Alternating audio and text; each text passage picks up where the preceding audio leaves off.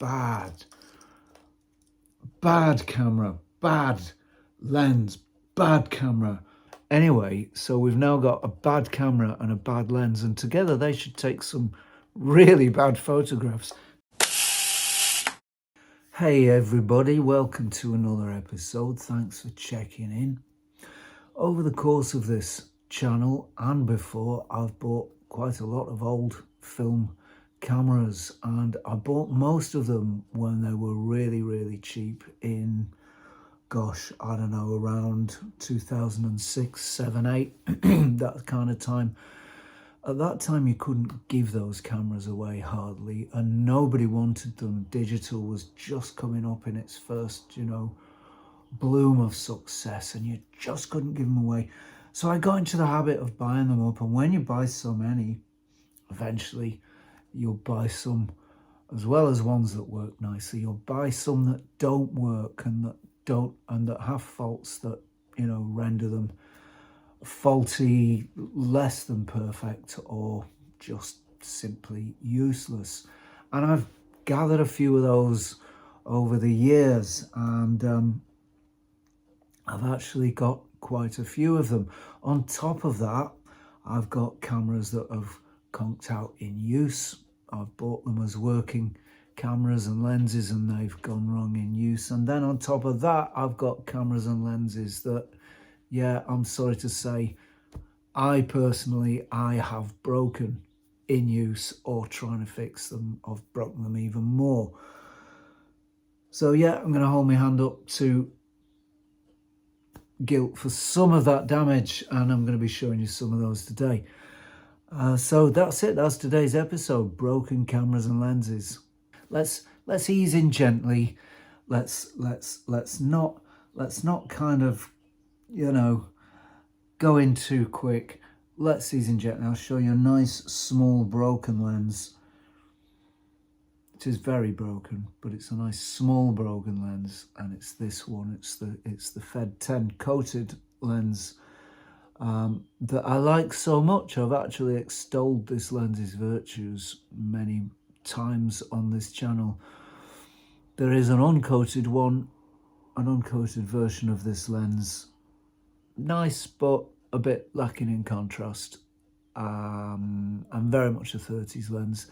This one's a nice, very nice. It deals with colours beautifully, but it's broken. I'll tell you what's broken about it. And what is broken about it will become very apparent when I turn the focusing tab. Oh no, that's not the focusing tab. This is the, right. Can you see me not turning the focusing tab there? I'm not turning it because it doesn't turn, it's seized solid. Look, that thread there, the focusing helix is seized dead solid. It is absolutely tight. I don't know what's got into this lens. This is not of my doing. This lens came to me not in a good way. It wasn't very easy to turn when it came to me, but it did turn. But after I'd left it 6 months, not used it for 6 months, after that it wouldn't move. And so I don't know what to do with it. I think whatever's happened has gone right through all the concentric barrels of the lens, because look, the aperture tab, that won't shift either. That is absolutely locked dead solid, and I know it. I'm not going to try and shove it any further, because I know it is locked dead solid and it just won't move. So all the concentric rings have corroded together. So what's the fix for this? What do you think might be a good fix for this? That's what I forgot to say. If you know any fixes for any of these problems, any of these faults, do shout out. Let me know in the comments box below, please. That would be really good. So what would your fix be? I'll tell you what my fix is going to be. I'm going to dip this. I'm going to soak this, rather, not dip it. I'm going to soak it in a bath of solvent to just dissolve whatever crap is there. I don't think it's corrosion. I don't think it's corroded. I think it's just dirt and gunk that's got up there and dried out, and I don't know. I don't think it's corrosion anyway. So what I'm going to do, I'm just going to sit it in a bath of ISO or something similar for, you know, a week or something like that. Give it some real good soaking treatment, because nothing else is going to fix it. I'll have to take all the glass out of it. Much of the glass is already out of it, stored in a box, which is somewhere. I don't know where I put that flipping box. I think it's on the table. But yeah, all the rest of the glass will have to come out, and then it will have to be soaked for a week in some sort of solvent. I think ISO is going to be a good one to do it. I did think of doing it in petrol, but then I thought, no, petrol is really, really volatile and it stinks, and you just cannot get the stench out, and it might damage the coatings. So petrol would be the wrong thing to use. I think ISO would be gentler and nicer. But if you know any better way to fix this lens up, to free it up, it's totally, you know, stuck and won't move, let me know.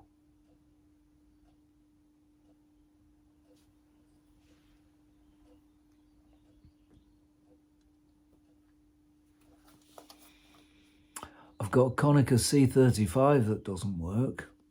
These are nice rangefinders. This one was sent to me by a viewer who sent me a bunch of gear, a bunch of kit for review, and you know, stuff I might be interested in. And he sent me this amongst it, and it's a real neat little camera. I don't know why I'm opening the back. I'm closing the back now. It's a real neat little camera. Look at that. That's very, very small, neat, light, and lovely. I really like that camera. If you've seen the channel before, you might know that I do really appreciate small cameras. I think small and portable are, you know, really great things to work towards and to incorporate into anything really as a design principle, but certainly something like a camera, which there's no virtue in it being large. You could go too small, of course, but I don't think we're anywhere near that size with this camera. It's a beautifully usable little thing. Lovely, clean top deck. A consumer camera of its day, but with a nice lens on there. There's, what's on here? A 2.8 38mm. So you could do some nice work with that. This is not a lens that you need to be ashamed of. Lovely clean top deck. Lovely cleanly shaped wind lever. Leaf shutter. Nice and quiet. These are very quiet, these leaf shutters. This is a shooter's camera, a real shooter's camera. Look at the focusing tab. How cool is that?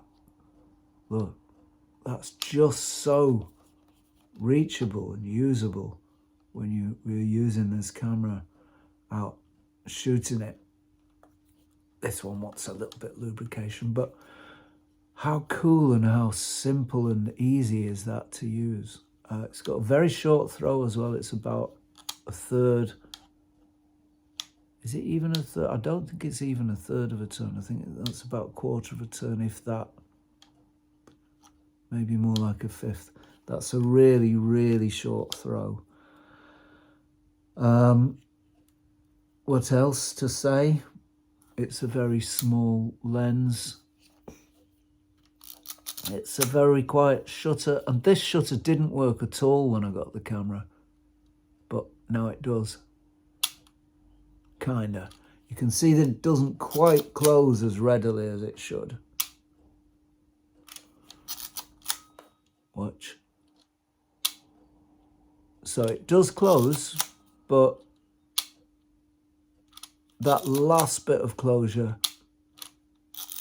that takes a little time. So my cleaning of this shutter needs to go a bit further. I did clean this shutter. It was absolutely filthy and wouldn't fire at all. This camera came to me covered in a layer of, I don't even know what it was. Grease, grime, chip fat. It was like it had been stood over a cooker that was cooking only chips continually for 40 years since 1983.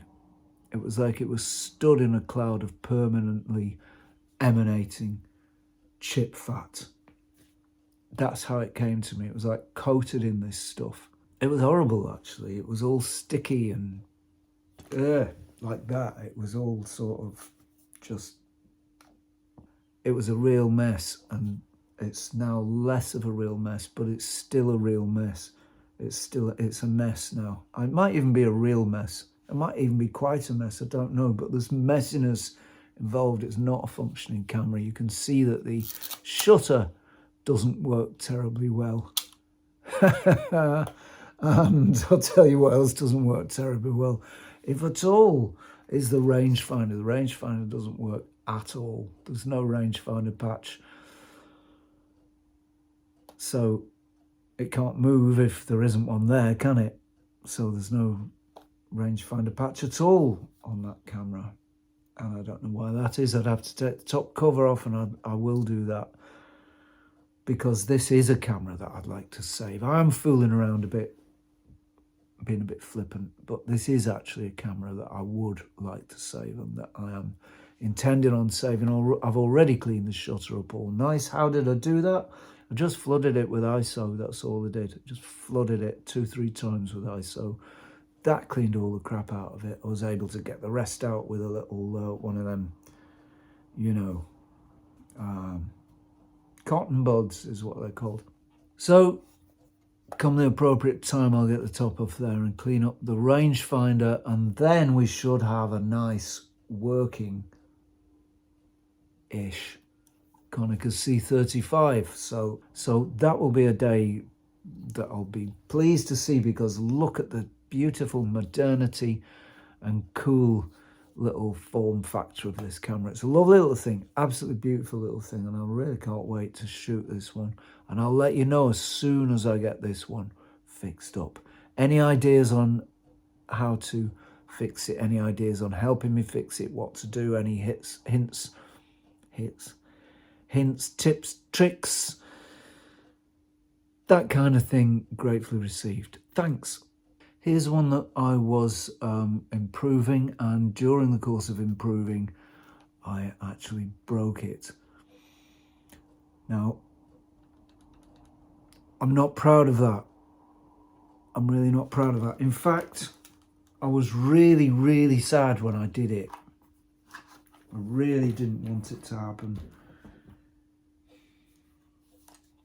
And I was really upset when it happened, and I just could have given myself a right old kick in the trousers. But look what I did. I broke off the flipping self-timer lever. I broke it. And do you know how I came to break it?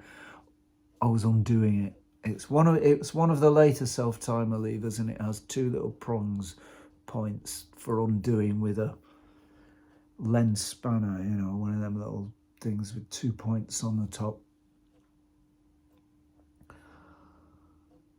So I was undoing it, and it had just been in there too many years. It had corroded in there, and as I undid it, boink, it snapped off. So now the top of that screw, or the body of that screw rather, don't know if you can see there, you might be able to see, is actually still in the hole. And this camera, which was my only remaining Zorky 4 after 4K rather, after I'd given the rest away or sent them to various people, or, you know, given them to enough young photographers who are interested in all the rest of it. This is my only remaining one. This is the one I kept for myself. And you know what I was doing to it? I was improving it, and I'll tell you what I was doing. these 4Ks don't have strap lugs on the bodies. There are a rare number of 1967-68 Zorky 4s that have this ribbed nylon covering on the body, same as the 4K, and strap lugs, one there and one there, right? So I was transferring the body shells from the 4 with the strap lugs to the 4K, so that I would have then ended up with a Zorky 4K with strap lugs, one of the possibly the only ones in existence. And while I was doing that, I had to take off the flipping self-timer lever and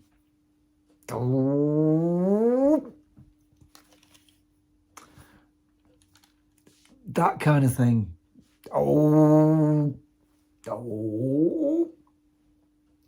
Like that. That was how I felt. That was how I felt, like a proper Charlie. Have you ever done something like that? I mean, these are old machines. They're not making these anymore. They are cheap machines still, and they were cheap machines back in their day. But I don't want to break them because I like them. I love them, and they're not unique. What's the word? They're not being made anymore anyway. They're not making any more of them, and these are not coming out of the factories anymore, and their light will not be seen again. So for clown-handed fools like me to start breaking them, that is something that just shouldn't be happening. But it did, and it's going to happen. Why? Because why? Because what? Why? Because they're old machines. They're old machines. They will break down. Daft people like me will work on them, and you know, the screws will weaken over time, and the heads will break off when you unscrew them, and all sorts of silly things will happen that wouldn't happen otherwise. But there we are. At the end of the day, it is only a self-timer delete. It's not a terrible thing. It's not the end of the world. I can put a little, I don't know, plastic black thing over there to make it look factory. It doesn't matter. I mean, however, when are you going to use a self-timer on one of these cameras? Don't think I've ever used one. Even back in the day, in the 70s and 80s, I hardly ever used the self-timer because it was awkward. You couldn't see really what you were photographing. You couldn't really focus terribly easily. It was you had to pop quickly round and get back into the position before the thing ran out. And, I only ever remember using it a handful of times, even back in the day. So it's not a big thing. And after all, it is only a self-timer delete. So I'm not going to worry too much, but it did proper brass me off at the time. There we are. That's one I have damaged myself. Right, can you see what's broken on this camera? No? Well, perhaps if I do that might make it a bit more evident. Can you see that the whole mounting plate for the lens is moving? I don't know what's behind there. This is annoying because I like these Praktica cameras. They're nothing fancy. They're a cheap, no frills, basics SLR, and they're a pretty good one for what they are. And they work okay, and they work nicely, and they keep working, and everything's fine. So I buy them up now and again when I can, but when I see them cheaply enough for a bargain enough price. This one I got for a really bargain price, and it's now becoming obvious why I did. I paid £5 for this camera with a lens. It was said to be in perfect condition, but it's not, because the mounting plate for the lens is loose, and I don't know how you get to it. In fact, even if we look in the back of the camera,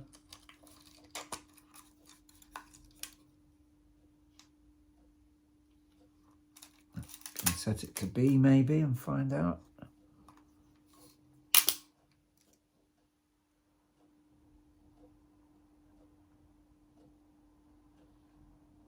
Oh my goodness, there are some mounting screws visible. I don't know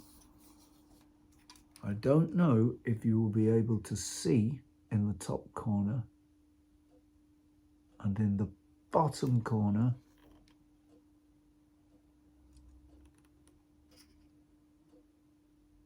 Some mounting screws actually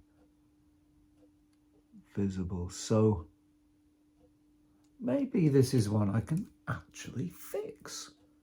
Wow, maybe this is camera technology that I can actually fix. And do you know what? Even more, maybe I can actually fix it here and now. Just wait a flipping jolly old minute. I think I've been a little over optimistic. We haven't fixed it here and now. It's still loose and it's not easy to get to those screws, but at least I know now that those screws are there and that they are visible, and that, you know, I might be able to, with some dexterity, actually fix this one. That would be nice, wouldn't it? To actually achieve some sort of fixing. That would be cool. So that would be good. But if I can't, well, all right, it's a good spares camera. Why do I need a spares camera? Oh, is it for all those successful repairs I do? Actually, no, I just need a spares camera. I think I just need a spares camera to be able to say I've got a spares camera. It's quite a good thing to be able to say, even if I don't do many repairs. And on a serious note, maybe it saves it for somebody else who needs spares. I don't know. It did come with a nice lens. And in a minute, I'm going to do something I thought was quite resourceful. Here's my other practical camera.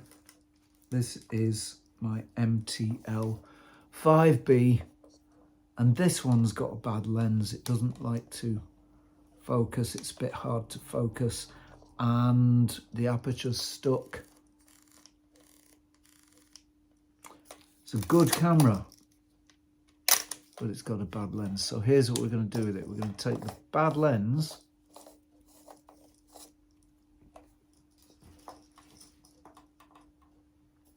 now check this for ingenious people. We're going to take the bad lens and we're going to put that bad lens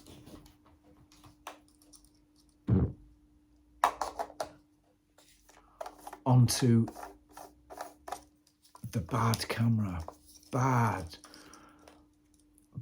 camera, bad lens, bad camera. Just remember that, right?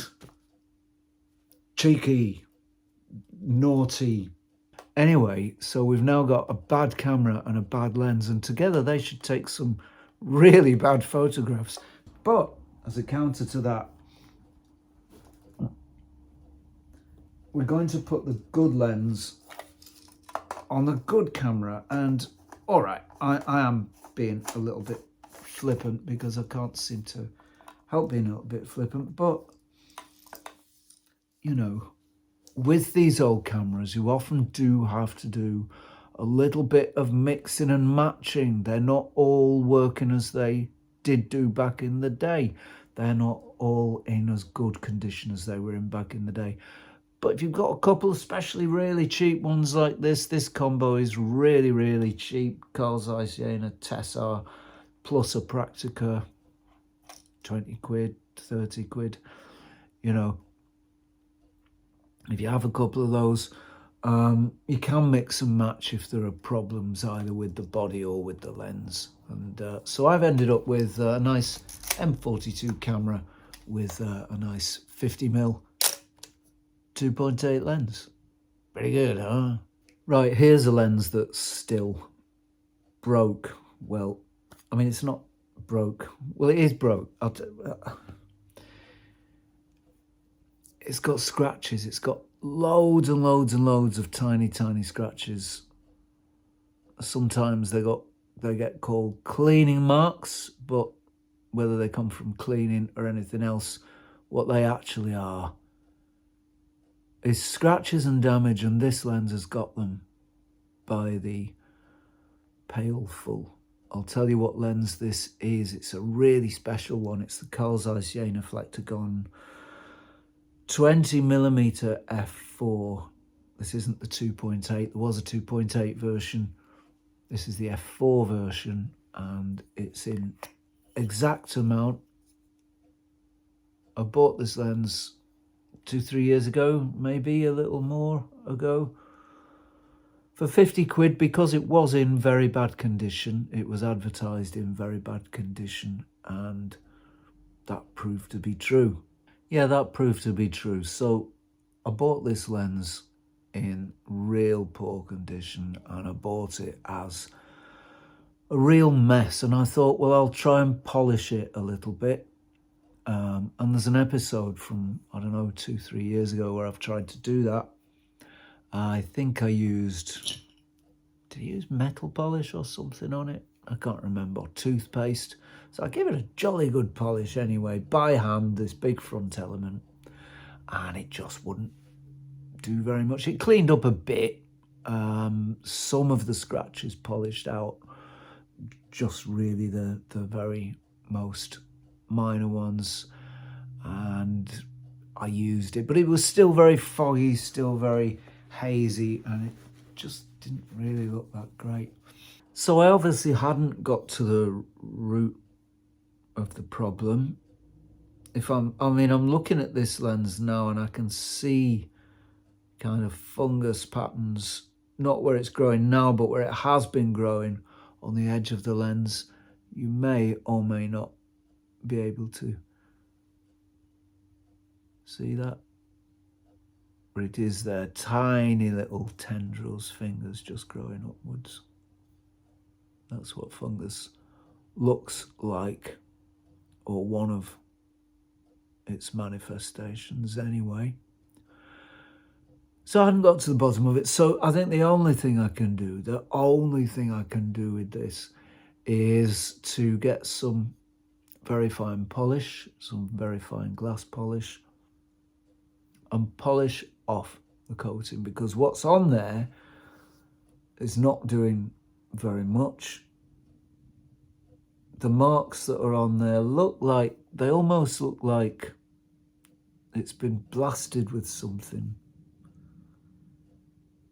Almost like it's been in a sandstorm or something.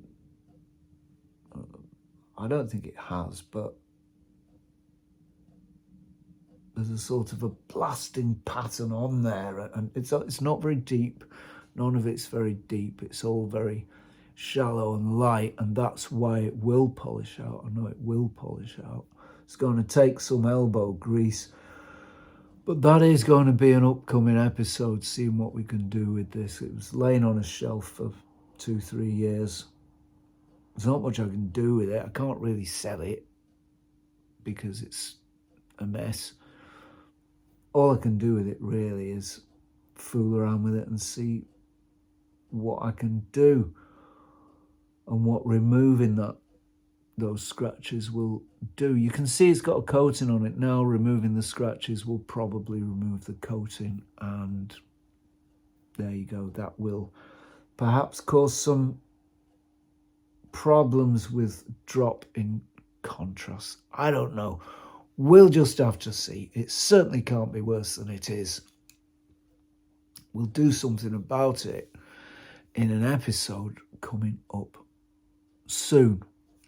So there's some broken kit. It's going to happen if you buy enough cameras, if you fiddle around with enough cameras, if you improve, in inverted commas, enough cameras, and you're not a proper camera tech. It's going to happen. Even if you are a proper camera tech, it's still going to happen, because these are old machines now, and it's just entropy. think that's what they call it. Anyway, I hope it's been of some interest looking at these projects. They are kind of projects, and I do try to save every camera that I can. Sometimes you can't. They can be kept for parts so that in the future there's at least some bits and pieces to keep these things going, at least for the next few years. So there we are. Well, that's it from me for today, everybody. I really hope you've enjoyed this episode, and I hope it's been, I hope it's been enjoyable in some way or other. If you have enjoyed it, please hit like, subscribe and ring the bell. I'll be back soon for some more xenography. I do hope you've enjoyed this one. I just said that, didn't I? So all that remains for me to say, I do still hope you enjoyed it, even though I said it twice. Many thanks to subscribers. Thank you so much for your support. Thank you also to patrons. Many thanks to patrons. To you too for your support. So that's it from me for now. I will see you next time for some more xenography. Thank you for watching. See you soon. Cheerio.